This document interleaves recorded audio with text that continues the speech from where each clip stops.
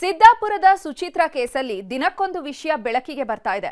ಕಮಲಾಕರ ಭಟ್ರ ಜೊತೆಗಿನ audio bomb viral ಆಗ್ತಾ ಇದ್ದಂತೆ ರೀಲ್ಸ್ ರಾಣಿಯ ಹಸಿ ಹಸಿ ಪೋಲಿ ಪುರಾಣ ಬಯಲಾಗಿದೆ. ಅವನಿಗೆ ಹೇಳ್ತೀನಿ ನಾನೇ, ಲವ್ವರ್ ನಾನೇ, ಎಲ್ಲದೂ ನಾನೇ. ಅವಳಿಗೊಮ್ಮೆಲೆ ಬೇಕು ಅಂತಂದ್ರೆ ಚಿಟಿಕೆ ಹೊಡೆದ್ರೆ 1000 ನಾಯಿಗಳು ಎದುರುಗಡೆಗೆ ಅಂತೇಳಿ ಅಂತ ಬಿದ್ವು. ಯವ್ವಿ ಇವ್ರ ಪೋಲಿ ಪ್ರೇಮದಾಟವನ್ನ ಕೇಳ್ತಿದ್ರೆ ಕರ್ಣಕುಂಡಲವೇ ಒಂದು ಕ್ಷಣ ವಿಲವಿಲ ಅಂತ ಒದ್ದಾಡಿ ಹೋಗ್ತಿದೆ. ಕಂಡೋರ್ ಭವಿಷ್ಯ ಹೇಳೋ ಜ್ಯೋತಿಷಿಗೆ ಇವಳೇ ಸರ್ವಸ್ವ ಅಂತೆ. ಇವಳನ್ನ ಪಡಿಬೇಕು ಅಂತ ನಾಯಿ ಥರ ಹಿಂದೆ ಓಡಾಡಿದ್ನಂತೆ. ಈ ಮದನ ಮೋಹಿನಿ ಚಿಟಿಕಿ ಹೊಡೆದ್ರೆ ಸಾವಿರಾರು ನಾಯಿಗಳು ಹಿಂದೆ ಮುಂದೆ ಬರ್ತಾವಂತೆ. ಪಿಳ್ಳಂಗೋವಿ ಭಟ್ಟನ 4 ತಿಂಗಳ ಪರಿಶ್ರಮದ ಫಲವಾಗಿ ಈ ಆಟಮ್ ಬಾಂಬ್ ಆಂಟಿಯನ್ನ ಆ ಭಗವಂತನೇ ವರಪ್ರಸಾದವಾಗಿ ಕರುಣಿಸಿದ್ದಾನಂತೆ. ಶಿವ ಇವ್ರು ಆಡೋ ಒಂದೊಂದು ಮಾತು ಅಣಿಮುತ್ತು ಬಿಡಿ. ಬಾಯ್ ಬಿಟ್ರೆ ಸಾಕು ಬೆಡ್ರೂಮ್ನ ಸರಸ ಸಲ್ಲಾಪವನ್ನ ಎಳೆದು ತಂದು ಮಾತಲ್ಲೇ ಮುತ್ತು ಉದುರಿಸ್ತಿದ್ದಾರೆ. ಹಲೋ, ಅವನಿಗೆ ಹೇಳ್ತೀನಿ ನಾನೇ, ಲವ್ವರ್ ನಾನೇ, ಎಲ್ಲದೂ ನಾನೇ. ದಿನಕ್ಕೆ 4 ಸಲ 5 ಸಲ ಆ ಕಡೆ ಬಾತ್ರೂಮು ಎಲ್ಲಾ ಕಡೆ ಅದ್ರಲ್ಲೂ ನನ್ ಗಂಡ 4 ತಿಂಗಳ ಪರಿಶ್ರಮದ ಫಲವಾಗಿ ಭಗವಂತ ನಂಗೆ ಕೊಟ್ಟ ಅಂತ ಅನ್ಕೊಂಡಿದ್ದೀನಿ. ಸುಚಿತ್ರ ಕಮಲಾಕರ ಭಟ್ರ ಪೋಲಿ ಬಾಂಬ್, ಅಂಕಲ್ ಆಂಟಿ ಚಿನ್ನಾಟ, ಮಾತಲ್ಲೇ ಸರಸ ಸಲ್ಲಾಪ. ಕಮಲಾಕರ ಭಟ್ಟನ ಪೋಲಿ ಪುರಾಣ ನಿಲ್ಲೋ ಹಾಗೆ ಕಾಣುತ್ತಿಲ್ಲ. ಗೋಡೆ ಮರೆಯಲ್ಲಿ ನಿಂತ್ಕೊಂಡು ಇಣುಕಿ ನೋಡಿದ್ದ ಕಮಲಾಕರ ಭಟ್ಟನ ಸರಸ ಸಲ್ಲಾಪ ಬಟಾಬಯಲಾಗುವುದಕ್ಕೆ ಶುರುವಾಗಿದೆ. ಸುಚಿತ್ರ ಹಾಗೂ ಭಟ್ಟನ ನಡುವಿನ ಆಡಿಯೋ ಒಂದು ವೈರಲ್ ಆಗಿದ್ದು ಬೆಡ್ರೂಮ್ ವಿಷಯವನ್ನೆಲ್ಲ ಹೇಳ್ಕೊಂಡು ಕೇಕೆ ಹಾಕಿದ್ದಾರೆ. ಹಲೋ, ಅವನಿಗೆ ಹೇಳ್ತೀನಿ ನಾನೇ, ಲವ್ವರ್ ನಾನೇ, ಎಲ್ಲದೂ ನಾನೇ. ದಿನಕ್ಕೆ 4 ಸಲ 5 ಸಲ ಆ ಕಡೆ ಬಾತ್ರೂಮು ಎಲ್ಲಾ ಕಡೆ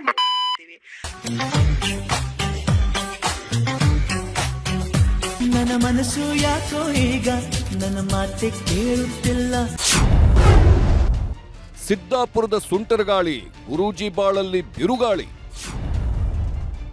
2 ಕಾರು, 1 ಎನ್ಫೀಲ್ಡ್ ಬೈಕ್. ಆಂಟಿ ಆಡಿದ್ದೇ ಆಟ.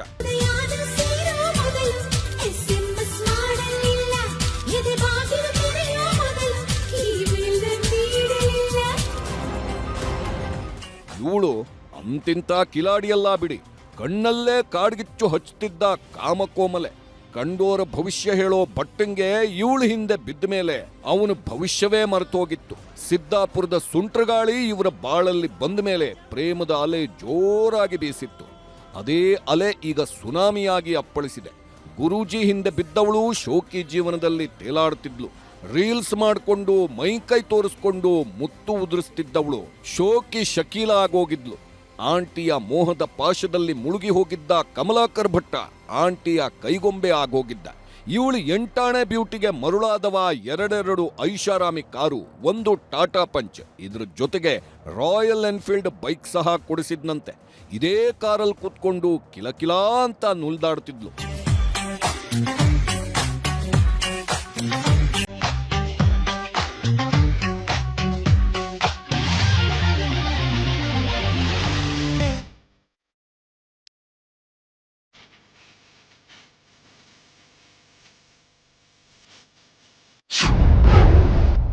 ಭಟ್ಟರ ಜೊತೆ ಪ್ರೇಮದಾಟ, ಮಗಳಿಗೆ ಇಟ್ಟಿದ್ಲ ಮುಹೂರ್ತ. ಸುಚಿತ್ರಾಳ ಪ್ರೇಮ ಪುರಾಣ ಬಯಲಾಗಿದ್ದೇ ಆಗಿದ್ದು ಒಂದೊಂದು ಕಥೆಗಳು ತೆರೆದುಕೊಳ್ಳುವುದಕ್ಕೆ ಶುರುವಾಗಿದೆ. ಸುಚಿತ್ರ ಗಂಡನ ಮನೆಗೆ ಬಂದಿದ್ದೇ ಮಗಳಿಗಾಗಿ ಅಂತೆ. ಎಲ್ಲಿ ತನ್ನ ಕರ್ಮಕಾಂಡ ಬಯಲಾಗುತ್ತೋ, ಗುರೂಜಿ ಜೊತೆಗಿನ ಗುಂಡಾಗುಂಡಿ ಆಟ ಹೊರಬೀಳುತ್ತೋ ಅನ್ನೋ ಭಯ ಕಾಡಿದಂತಿದೆ. ಯಾಕಂದ್ರೆ ಮಗಳು ಇದ್ದಾಗಲೇ ಮಾಡಬಾರದನ್ನ ಮಾಡ್ತಿದ್ಲು. ಪರಪುರುಷನ ತೋಳತೆಕ್ಕಿಯಲ್ಲಿ ಕಿಲಕಿಲಾ ಅಂತಿದ್ಲು. ಸುಚಿತ್ರಾಳ ಏಕಾಂತದ ಪ್ರೇಮ ಪ್ರಣಯವನ್ನ ಮಗಳು ಕಣ್ಣಾರೆ ಕಂಡಿದ್ದಳಂತೆ. ಹೀಗಾಗಿ ಎಲ್ಲಿ ವಿಷಯ ಬಾಯ್ಬಿಡ್ತಾಳೋ ಅಥವಾ ರಾಸಲೀಲೆ ವಿಡಿಯೋ ಏನಾದ್ರೂ ಮಾಡಿಕೊಂಡಿದ್ದಾಳೋ ಅನ್ನೋ ಭಯ ಸುಚಿತ್ರಾಳನ್ನ ಕಾಡುವುದಕ್ಕೆ ಶುರುವಾಗಿತ್ತು. ಇದೇ ಕಾರಣಕ್ಕೆ ಮಗಳನ್ನ ಹುಡ್ಕೊಂಡು ಗಂಡನ ಮನೆಗೆ ಹೋಗಿದ್ಲು. ಹೊಸ್ತಿಲು ದಾಟಿ ಬಂದವಳು ಮೊದಲು ಕೇಳಿದ್ದೆ ನನ್ನ ಮಗಳಲ್ಲಿ ಅಂತ. ಮಗಳನ್ನ ನನ್ನ ಜೊತೆ ಕಳಿಸಿ ಅಂದಾಗ ಪತಿ ಮಹೇಶ್ ವಿರೋಧ ವ್ಯಕ್ತಪಡಿಸಿದ್ರು. ಆಗಲೇ ಮಾತಿಗೆ ಮಾತು ಬೆಳೀತಿದ್ದಂತೆ ವಸಂತ್ ನಾಯ್ಕರ ಹೆಣ ಉರುಳಿಸಿದ್ದು. ಈಗ ಮಾತಾಡ್ಲಿಕ್ಕೆ ಬರೋದಾದರೆ ಸೈಲೆಂಟಾಗಿ ಬಂದು ಮಾತಾಡ್ಕೊಂಡು ಹೋಗ್ತಿದ್ರು. ಅವ್ರು ಚಾಕೋಲ ತಂದಿದ್ದಾರೆ ಅಂದರೆ ಪ್ಲ್ಯಾನ್ ಮಾಡ್ಕೊಂಡೇ ಬಂದಿರ್ತಾರೆ ಅವರು. ತಾಯಿ ಅದೇ ಸರ್, ತನ್ನ ಮಗಳಿಗೆ, ಸ್ವಂತ ಮಗಳಿಗೆ ಯಾರಾದರೂ ಆ ಥರ ಹೇಳ್ತಾರೆ, ಹಾಗೆ ವಿಷಾಕ್ ನಿಮ್ಮ ಅಪ್ಪನ ಜೊತೆ ಹೋಗು, ಇಲ್ಲಾಂದರೆ ವಿಷಾಕ್ ಸಾಯಿಸ್ತೀನಿ ಅಂತ ಹೇಳ್ತಾ ಇದ್ದಾಳೆ. ಸಿದ್ದಾಪುರದ ಸುಚಿತ್ರ ಸಾಮಾನ್ಯದವಳಲ್ಲ. ಹೈಫೈ ಲೈಫ್ನ ಹುಚ್ಚಿಗೆ ಬಿದ್ದವಳು ಭಟ್ಟನ ಪಾಲಿನ ಕನಸಿನ ಕನ್ಯೆಯಾಗಿದ್ಲು. ಹೀಗಾಗಿಯೇ ಶಿವಮೊಗ್ಗದಲ್ಲಿ ತಾನಿದ್ದ ಮನೆಗೆ ಕರ್ಕೊಂಡು ಬಂದಿದ್ದ. 5 ತಿಂಗಳ ಹಿಂದೆ ಒಟ್ಟಿಗೆ ವಾಸ ಶುರು ಮಾಡಿದವರು ಮನೆ ಮಾಲೀಕರಿಗೆ ತಮ್ಮ ಸಂಬಂಧಿ ಅಂತ ಹೇಳ್ಕೊಂಡಿದ್ದನಂತೆ. ಗಂಡ ಹೆಂಡತಿ ಅಂತ ಗೊತ್ತಿಲ್ಲ, ಹೆಂಡತಿ ಅವ್ರು ಕೊರೋನಾದಲ್ಲಿ ತೀರೋದು ಗೊತ್ತು ನನಗೆ. 8 ವರ್ಷದಿಂದ ಪರಿಚಯ ನಮ್ಮ ಭಟ್ರು. ಈ ಏರಿಯಾದಲ್ಲೇ 8 ವರ್ಷದಿಂದ ಇದ್ದಾರೆ ಅವರು. ನಮ್ಮಲ್ಲಿ ಬಂದು ಒಂದು 4 ವರ್ಷ ಆಯಿತು ಈ ಮನೆಗೆ ಬಂದು. ಅವಾಗ ಏನು ಹೇಳಲಿಲ್ಲ, ನಮ್ಮ ಊರ ಕಡೆಯವರು ಅಂತ ಹೇಳಿದ್ರು, ನಮ್ಮ ಊರಿನವರು ಅಂತ ಹೇಳಿದ್ರು ಅಷ್ಟೇ. ನಮ್ಮ ಊರಿನವರು ನಮಗೇನೋ ರಿಲೇಷನ್ ಆಗಬೇಕು ಏನೋ ಅಂತಂದ್ರಪ್ಪ, ಅಷ್ಟಕ್ಕೆ ನಾವು ಸುಮ್ಮನೆ ಆದ್ವಿ. ನಾವು ಮತ್ತೆ ನಮ್ಮ ಬಾಡಿ ಕೊಡೋದು ಹೆಚ್ಚು ಮಾತಾಡೋಕೆ ನಾವು ಹೋಗೋದಿಲ್ಲ. ಒಟ್ನಲ್ಲಿ ರೀಲ್ಸ್ ರಾಣಿ ಸುಚಿತ್ರ ಕಾಸಿನ ಆಸೆಗೆ ಬಿದ್ದಿದ್ಲೋ ಅಥವಾ ಕಾಮದ ಹುಚ್ಚಿಗೆ ಶರಣಾಗಿದ್ಲೋ ಗೊತ್ತಿಲ್ಲ. ಗಂಡ ಮಕ್ಕಳನ್ನ ಬಿಟ್ಟು ಮಾಡಬಾರದನ್ನ ಮಾಡೋಕ್ ಹೋದವಳು ಕಂಬಿ ಹಿಂದೆ ಸೇರಿದ್ದಾಳೆ. ಈಕೆಯ ಸೌಂದರ್ಯದ ದಾಸನಾದ ಭಟ್ಟ ಕೂಡ ಒಂದೇ ಕಣ್ಣಲ್ಲಿ ಕಣ್ಣೀರಿಡ್ತಿದ್ದಾನೆ. ಕಾರವಾರದಿಂದ ದರ್ಶನ್ ನಾಯ್ಕ್ ಜೊತೆ ವಿನಯ್ ಪುರದಾಳು, ನ್ಯೂಸ್ 18 ಶಿವಮೊಗ್ಗ. ಗಂಡ ಹೆಂಡತಿ ಜಗಳ 4 ಗೋಡೆ ಮಧ್ಯೆ ಇರಬೇಕು ಅಂತಾರೆ. ಆದ್ರೆ ಇಲ್ಲಿ ಬೀದಿಗೆ ಬಂದು ನಿಂತಿದೆ. ಹೆಂಡತಿ ಮೇಲೆ ಗಂಡ 10 ಕತೆ ಹೇಳ್ತಾ ಇದ್ರೆ ಹೆಂಡತಿ ಕೂಡ ಗಂಡನ ಪ್ರೇಮ ಪುರಾಣವನ್ನ ಬಿಚ್ಚಿಟ್ಟಿದ್ದಾಳೆ.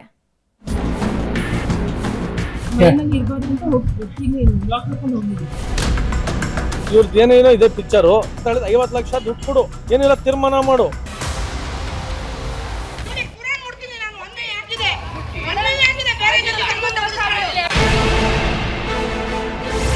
ಹೆಂಡತಿ ಮಗನನ್ನ ಮನೆಯಲ್ಲಿ ಕೂಡಿ ಹೋದ್ನಂತೆ ಗಂಡ.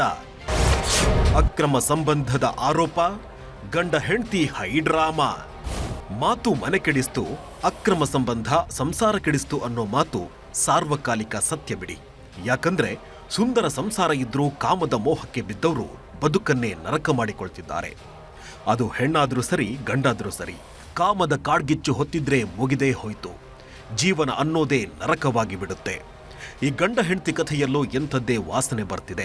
ಕಳೆದ 3 ದಿನದಿಂದ ಹೆಂಡತಿ ಮಗನನ್ನ ಗಂಡನೇ ಕೂಡಿ ಹಾಕಿದ್ದಾನೆ ಅನ್ನೋ ಆರೋಪ ಮಾಡ್ತಿದ್ದಾರೆ. ಪರಸ್ತ್ರೀಯ ಮೋಹಕ್ಕೆ ಬಿದ್ದು ಕಟ್ಕೊಂಡವಳಿಗೆ ನರಕ ತೋರಿಸ್ತಿದ್ದಾನೆ ಅಂತ ಕಿಡಿಕಾರ್ತಿದ್ದಾರೆ.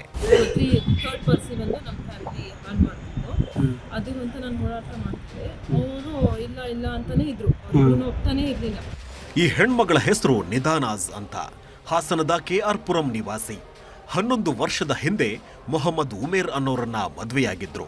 ಇವರ ದಾಂಪತ್ಯದ ಫಲವಾಗಿ ಮುದ್ದಾದ ಮಕ್ಕಳು ಇದ್ದಾರೆ. ಗಂಡ ಕೋಟಿ ಕೋಟಿ ಕುಳ. ಸಂಸಾರ ಅನ್ನೋದು ನಂದಗೋಕುಲವಾಗಿತ್ತು. ಆದರೆ ಈ ಹೆಣ್ಮಗಳು ಹೇಳೋ ಪ್ರಕಾರ ಇವರಿಬ್ಬರ ಸಂಸಾರದಲ್ಲಿ ಮತ್ತೊಬ್ಬಳ ಎಂಟ್ರಿ ಆಗಿದ್ಯಂತೆ. ಹೀಗಾಗಿಯೇ ನನ್ನ ಗಂಡ 3 ದಿನದಿಂದ ನಮ್ಮನ್ನ ಮನೆಯಲ್ಲಿ ಕೂಡಿ ಹಾಕಿ ಹೋಗಿದ್ದಾನೆ ಅಂತ ಆರೋಪ ಮಾಡ್ತಿದ್ದಾಳೆ.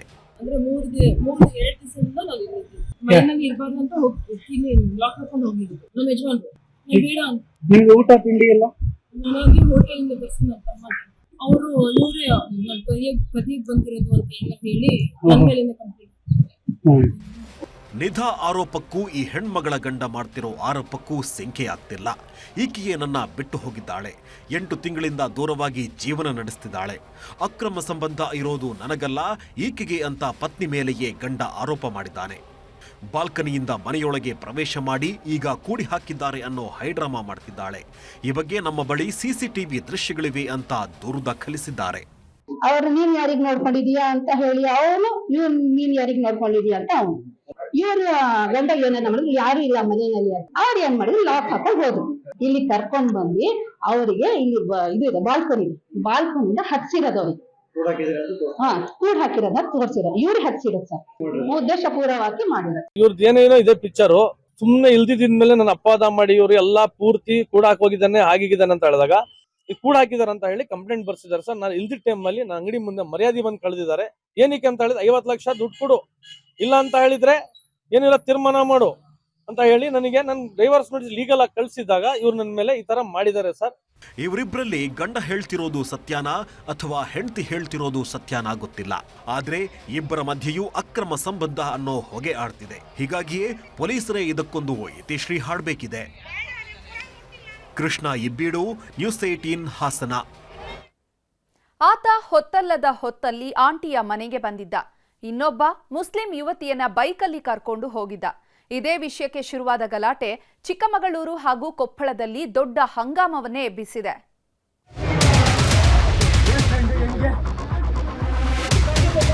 ನನ್ನ ಹೆಂಡತಿ ಜೊತೆ ನೀನೇನ್ ಮಾಡ್ತಾ ಇದೀಯ ಅಂತ ಕೇಳಿದಕ್ಕೆ ನನ್ನ ಮೇಲೆ ಹಲ್ಲೆ ಮಾಡಿದ್ದಾರೆ. ರಾತ್ರಿ ಹೊತ್ತಲ್ಲಿ ಮನೆಗೆ ಬಂದವನಿಗೆ ಬಿಟ್ಟು ಗೂಸ. ಗಂಡನ ಸಿಟ್ಟು ಹೆಂಡತಿ ಮುಂದೆಯೇ ಬಿಗ್ ಫೈಟ್.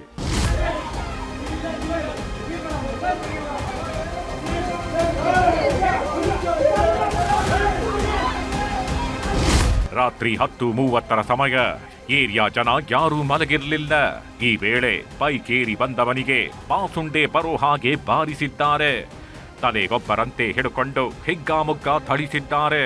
ನನ್ನ ಹೆಂಡತಿ ಮನೆಗೆ ನೀನ್ ಯಾಕೆ ಬಂದೆ ಅಂತ ಮಚ್ಚು ಹಿಡ್ಕೊಂಡು ಮಚ್ಚೇಶ್ವರನ ಅವತಾರ ತಾಳಿದ್ದಾನೆ. ರಾತ್ರಿ ಹೊತ್ತಲ್ಲಿ ಹೊತ್ತಿಕೊಂಡ ಅಂಕಲ್ ಆಂಟಿ ವಿಷಯ ಇಡೀ ಏರಿಯಾ ಜನರನ್ನೇ ಬೆಚ್ಚಿ ಬೀಳಿಸಿದೆ.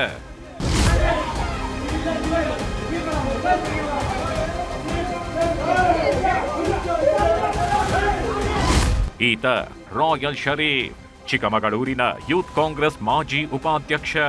ಈತನಿಗೂ ಈ ಹೆಣ್ಣು ಮಗಳಿಗೂ ಸ್ನೇಹ ಆಗಿತ್ತೋ ಅಥವಾ ಬೇರೆ ಸಂಬಂಧ ಆಗಿತ್ತೋ ಒಂದೂ ಗೊತ್ತಿಲ್ಲ. ಆದ್ರೆ ರಾತ್ರಿ 10:30 ಸುಮಾರಿಗೆ ಆಂಟಿ ಮನೆಗೆ ಬಂದವನಿಗೆ ಹಿಗ್ಗಾಮುಗ್ಗ ಗೂಸಾ ಬಿದ್ದಿದೆ. ಮನೆಯೊಳಗೆ ಎಂಟ್ರಿ ಕೊಟ್ಟು ಅರ್ಧ ಗಂಟೆ ಆಗಿರ್ಲಿಲ್ಲ. ಅಷ್ಟರಲ್ಲಾಗಲೇ ಹಣ್ಣುಗಾಯಿ ನೀರುಗಾಯಿ ಮಾಡಿದ್ದಾರೆ. ಆಂಟಿಯ ಗಂಡ ಕೀರ್ತಿ ಹೇಳ್ತಿರೋ ಪ್ರಕಾರ ಇವರಿಬ್ಬರದ್ದು ಅಕ್ರಮ ಸಂಬಂಧವಂತೆ. ನಾವೆಲ್ಲ ಮನೆಯೊಳಗೆ ಹೋದಾಗ ಬೆಡ್ರೂಮ್ನಲ್ಲಿದ್ರು. ನಾವಿಬ್ಬರು ಪ್ರೀತಿಸಿ ಮದುವೆಯಾದವರು. ಆದ್ರೀಗ ದೂರ ಆಗಿದ್ದೇವೆ. ಇದಕ್ಕೆ ಇವನೇ ಕಾರಣವಾಗಿ 1 ವರ್ಷ ಆಯ್ತು.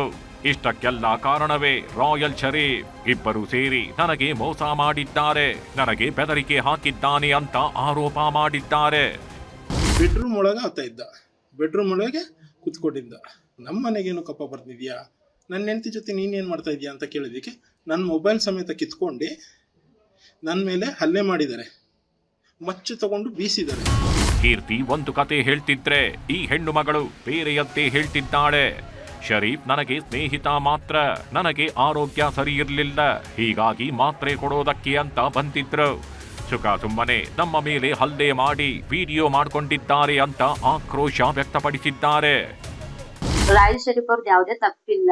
ನನ್ಗೆ ಹುಷಾರಿರ್ಲಿಲ್ಲ ಅಂತ ರಾಯಲ್ ಶರೀಫ್ ಅವರಿಗೆ ಸ್ವಲ್ಪ ಮೆಡಿಸಿನ್ ತರ್ಲಿಕ್ಕೆ ಕೇಳಿದ್ದೆ. ಅವ್ರು ನನಗೆ ಫ್ರೆಂಡ್ ಅಷ್ಟೇ.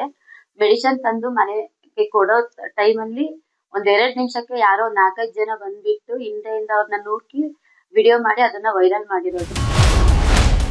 ಮುಸ್ಲಿಂ ಹುಡುಗಿ ಜೊತೆ ಇದ್ದಿದ್ದಕ್ಕೆ ಅಟ್ಟಹಾಸ. ರಾಜ್ಯದಲ್ಲಿ ನೈತಿಕ ಪೊಲೀಸ್ ಗಿರಿ ಮಿತಿ ಮೀರಿ ಹೋಗಿದೆ. ಬೇರೆ ಬೇರೆ ಧರ್ಮದವರು ಒಟ್ಟೊಟ್ಟಿಗೆ ಓಡಾಡಿದ್ರೆ ಅಟ್ಟಹಾಸ ಮೆರೆಯೋದಕ್ಕೆ ಶುರು ಮಾಡಿದ್ದಾರೆ.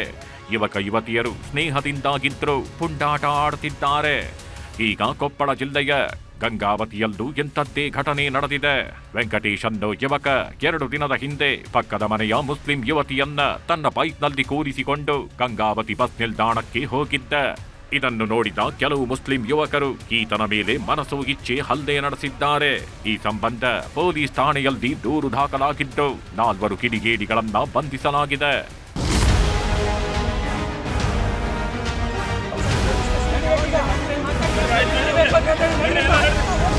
ಇನ್ನು ಈ ಘಟನೆ ಬಗ್ಗೆ ಯುವತಿ ಪೋಷಕರು ಪ್ರತಿಕ್ರಿಯೆ ನೀಡಿದ್ದು, ವೆಂಕಟೇಶ್ ಹಾಗೂ ನನ್ನ ಮಗಳು ಅಣ್ಣ ತಂಗಿ ಸಮಾನ.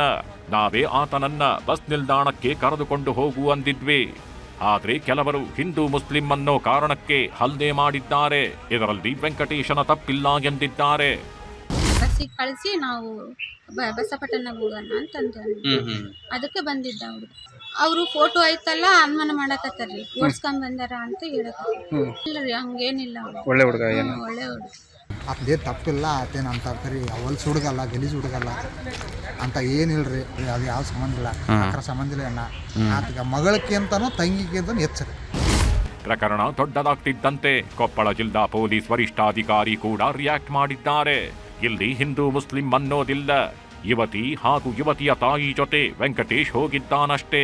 ಈ ಪ್ರಕರಣದಲ್ಲಿ ಇನ್ನಷ್ಟು ತನಿಖೆ ಮಾಡ್ತೀವಿ ಎಂದಿದ್ದಾರೆ. ಮಾಡ್ತಾ ಇದ್ರು ಫ್ಯಾಮಿಲಿ ಮೆಂಬರ್ಸ್ ಎಲ್ಲ ಒಂದಕ್ಕೊಂದು ಪರಿಚಯ ಇದ್ದಾರೆ. ಸೊ ಆ ಪ್ರಯುಕ್ತ ಅವ್ರು ಬಸ್ ಸ್ಟ್ಯಾಂಡಿಗೆ ಹೋಗಿದ್ದು ಅಷ್ಟೇ. ಅದು ಮಾತ್ರಕ್ಕೆ ಇವರು ಸ್ವಲ್ಪ ಮುಸ್ಲಿಂ ಯುವಕರು ಅದು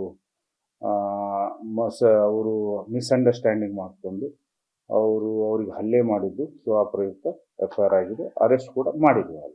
ಒಟ್ನಲ್ಲಿ ಕಾನೂನಿನ ಭಯವಿಲ್ಲದೆ ಕಿಡಿಗೇಡಿಗಳು ಅಟ್ಟಹಾಸ ಮೆರೀತಿದ್ದಾರೆ.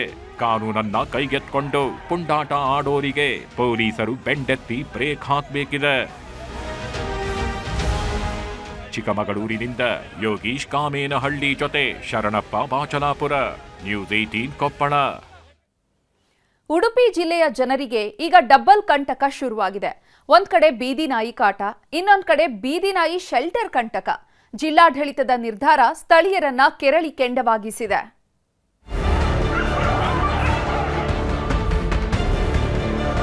ಉಡುಪಿ ಜಿಲ್ಲೆಯಲ್ಲಿ ನಾಯಿಗಳ ಶೆಲ್ಟರ್ ನಿರ್ಮಾಣಕ್ಕೆ ತೀವ್ರ ರೀತಿಯಲ್ಲಿ ವಿರೋಧ. ಜನವಸತಿ ಪ್ರದೇಶದಲ್ಲಿ ಶೆಲ್ಟರ್ ಬೇಡ ಅಂತ ಹೇಳಿ ಸ್ಥಳೀಯರು ಹೇಳ್ತಾ ಇದ್ದಾರೆ. ಇಲ್ಲಿರುವ ಪ್ರದೇಶದಲ್ಲಿ ಜನ ವಾಸ್ತವ್ಯ ಮಾಡುವಂತ ಪ್ರದೇಶ ಇದೆ. ಏಕಾಏಕಿ ಬೀದಿ ನಾಯಿ ಶೆಲ್ಟರ್ ಮಾಡುವುದಂತೇಳಿ ಜನರಿಗೆ ಮಾರಕವಾಗಿರುವಂತ ಯೋಜನೆಯನ್ನ ತರ್ತಾ ಇದ್ದಾರೆ. ಇದಕ್ಕೆ ವಿರೋಧ ಯಾಕೆ ಹಂಗಾದ್ರೆ? ಡಾಗ್ ಶೆಡ್ ನಿರ್ಮಾಣ ಆದ್ರೆ ವಾಯು ಮಾಲಿನ್ಯ ಆಗುತ್ತೆ ಅಂತೇಳಿ ವಿರೋಧವನ್ನ ವ್ಯಕ್ತಪಡಿಸಲಾಗ್ತದೆ. 9 ಎಕರೆ ಪ್ರದೇಶದಲ್ಲಿ ಬೀದಿ ನಾಯಿ ಶೆಲ್ಟರ್ಗೆ ಪ್ಲಾನ್. ಬೀದಿ ನಾಯಿಗಳ ಶೆಲ್ಟರ್ ವಿರುದ್ಧ ಸ್ಥಳೀಯರ ಸಮರ.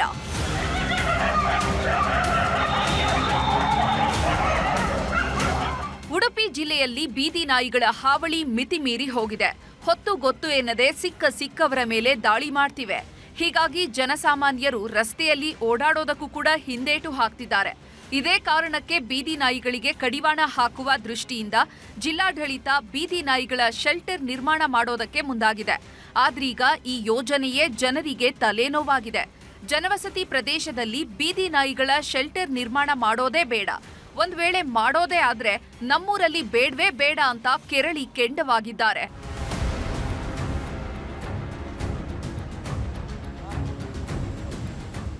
ಉಡುಪಿ ಜಿಲ್ಲಾ ಕೇಂದ್ರ ಅನತಿ ದೂರದಲ್ಲೇ ಉಪ್ಪೂರು, ಹಾವಂಜೆ, ಆರೂರು ಗ್ರಾಮ ಪಂಚಾಯಿತಿ ಇದೆ. ಇದರ ವ್ಯಾಪ್ತಿಯಲ್ಲಿ ಬರುವಂತ 10 ಎಕರೆ ಪ್ರದೇಶದಲ್ಲೇ ಬೀದಿ ನಾಯಿಗಳ ಶೆಲ್ಟರ್ ಮಾಡಲು ಜಿಲ್ಲಾಡಳಿತ ಸ್ಥಳ ಕಾಯ್ದಿರಿಸಿದೆ. ಇಲ್ಲಿಗೆ 18,000 ಬೀದಿ ನಾಯಿಗಳನ್ನ ಸಂತಾನಹರಣ ಚಿಕಿತ್ಸೆ ನೀಡೋದು ಜೊತೆಗೆ ಪಶುಸಂಗೋಪನೆ ಇಲಾಖೆ ಅಡಿಯಲ್ಲಿ ಬರುವಂತಹ ಹಲವು ಯೋಜನೆಗಳನ್ನ ಇಲ್ಲಿಯೇ ರೂಪಿಸೋದಕ್ಕೆ ಪ್ಲಾನ್ ಮಾಡಿದ್ದಾರೆ. ಅಧಿಕಾರಿಗಳು ಕೈಗೊಂಡ ಯೋಜನೆಯ ಉದ್ದೇಶವೇನೋ ಸರಿಯಾಗೇ ಇದೆ, ಆದ್ರೆ ಆಯ್ಕೆ ಮಾಡಿದ ಸ್ಥಳ ಸರಿಯಿಲ್ಲ ಅಂತ ವಿರೋಧ ವ್ಯಕ್ತಪಡಿಸುತ್ತಿದ್ದಾರೆ. ವಾರ್ಡ್ ಸಭೆಯಲ್ಲಿ ಹಾಗೂ ಗ್ರಾಮ ಸಭೆಯಲ್ಲಿ ಮತ್ತು ನಮ್ಮ ಸಾಮಾನ್ಯ ಸಭೆಯಲ್ಲಿ ನಿರ್ಣಯವನ್ನು ಮಾಡಿ ಈ ನಾಯಿ ಶೆಲ್ಟರ್ ಬಗ್ಗೆ ಎಲ್ಲ ನಮ್ಮ ಗ್ರಾಮಸ್ಥರು ವಿರೋಧ ವ್ಯಕ್ತಪಡಿಸಿದ್ದಾರೆ. ಅದನ್ನು ನಾವು ನಮ್ಮ ವಾರ್ಡ್ ಸಭೆ ಮತ್ತು ಗ್ರಾಮ ಸಭೆ ಮತ್ತು ನಮ್ಮ ಸಾಮಾನ್ಯ ಸಭೆಯಲ್ಲಿ ನಿರ್ಣಯ ಮಾಡಿ ಅದನ್ನು ತಹಸೀಲ್ದಾರ್, ಇಒ ಮತ್ತು DC ಅವರಿಗೆ ತಲುಪಿಸಿದ್ದೇವೆ. ಅದು ಕಮ್ಮಿ 1 ತಿಂಗಳಿಂದ ನಾವು ಪೇಪರ್ ಮಾಧ್ಯಮ ಮುಖಾಂತರ ನಾವು ಕೇಳ್ತಾ ಬರ್ತಾ ಇದ್ದೇವೆ, ನಾವು ನೋಡ್ತಾ ಬರ್ತಾ ಇದ್ದೇವೆ, ನಾವು ಓದಿದ್ದೇವೆ. ಉಪ್ಪೂರು ಗ್ರಾಮದಲ್ಲಿ ಸರ್ವೆ ನಂಬರ್ 293 ಇದರಲ್ಲಿ ಒಂದು ಬೀದಿ ನಾಯಿಗಳನ್ನು ಇಲ್ಲಿ ಒಂದು ಶೆಲ್ಟರ್ ಮಾಡುವಂತಹ ಈ ಯೋಜನೆ ನಡೀತಾ ಇದೆ. ಈ ಹುನ್ನಾರ ಎಷ್ಟರ ಮಟ್ಟಿಗೆ ಸರಿ ಅಂತ ನನಗೆ ಗೊತ್ತಿಲ್ಲ. ಹಾಗಾಗಿ ಇಲ್ಲಿ ಯಾವುದೇ ಕೂಡ ಇಷ್ಟರಲ್ಲಿ ಇದು ಪೆಂಡಿಂಗ್ ಇರುವಾಗ ಇದೊಂದು ನಿರ್ಣಯ ತಪ್ಪಂತ ನಾನು ಅನಿಸ್ತಾ ಇದ್ದೇನೆ. ನಮ್ಮೂರಿಗೆ ಬರಬೇಕಾಗಿದ್ದ ವಿಶ್ವವಿದ್ಯಾಲಯದ ಉಪವಿಭಾಗ ರದ್ದಾಗಿದೆ. ಪೊಲೀಸ್ ಕ್ವಾರ್ಟರ್ಸ್, ಕಾಲೇಜುಗಳು ಕೂಡ ರದ್ದಾಗಿವೆ. ಅವುಗಳನ್ನೆಲ್ಲ ಬಿಟ್ಟು ಬೀದಿ ನಾಯಿಗಳ ಶೆಲ್ಟರ್ ಮಾಡೋದಕ್ಕೆ ಹೊರಟಿದ್ದಾರೆ ಅಂತ ಸ್ಥಳೀಯರು ಸಿಡಿದೆದ್ದಿದ್ದಾರೆ. ಹೀಗಾಗಿ ಶೆಲ್ಟರ್ ಪ್ಲಾನ್ ಅನ್ನ ಇಲ್ಲಿಗೆ ಕೈ ಬಿಡ್ತಾರಾ ಕಾದು ನೋಡಬೇಕು.